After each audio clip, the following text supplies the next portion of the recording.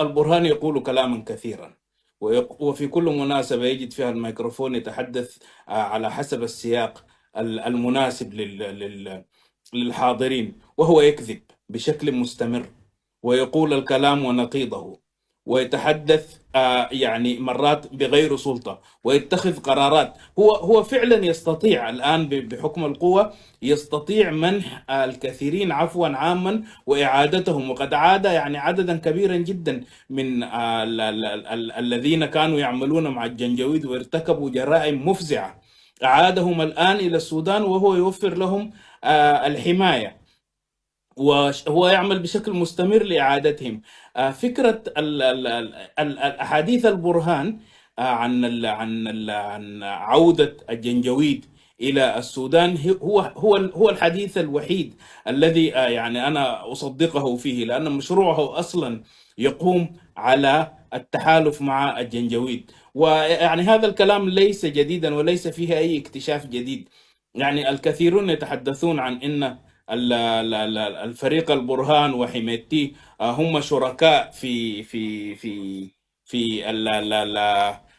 الحكم، والفريق البرهان لا يستطيع أن يحكم بنفسه بمعزل عن يعني عن حليفه. ولا الفريق البرهان يعرف أنه إذا انتهت هذه الحرب فإنه سيكون مساءلا في اليوم التالي عن كل الجرائم التي تم ارتكابها منذ إسقاط الرئيس المعزول البشير. لذلك فهو يحاول مد الجسور مع كل الأطراف مهم. بحيث تستمر حالة اللا حرب واللا سلم بشكل كبير، حتى يستطيع أن يقوي مركزه وأن يقوي سلطته مهم.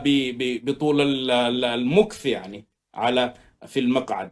أنا أعتقد أن هناك مشكلة حقيقية، وكما تفضل الأخ الأستاذ قاسم الظافر في أنه البرهان جزء من المشكلة. الحقيقة البرهان ليس جزءا من المشكلة فقط، وإنما هو كل المشكلة أو أغلب المشكلة، 90% من المشكلة. الآن هذه الدولة لا تدار بأعضاء مجلس السيادة، وإنما تدار بعدد من السكرتارية الذين يدورون حول البرهان. وقد كتبت في مقال نشر اليوم مهم. عن أن يعني سبق لوزير الإعلام أن أوقف قناة العربية ومنعها من ممارسة نشاطها، أو أوقف قناة الشرق، وتم توجيهه بتوجيهات مباشرة من المقدم مدثر عثمان الذي يعمل في سكرتارية البرهان، وأمره بإعادة هذه القنوات وقد أعادها.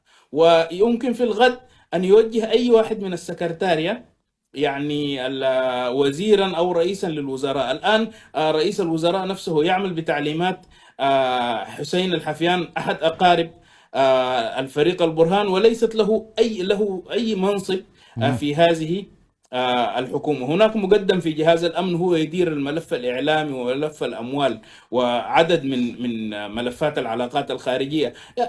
هذه الفوضى يعني يشرف عليها البرهان. وأنا أعتقد يعني حذرته اليوم من أن إذا هو ظن أن هذه الرقصة يعني ستنجيه، عليها أن ينظر إلى مصير علي عبد الله صالح، وإذا كانت هذه الرقصة قد أنجته أم لا. مهم.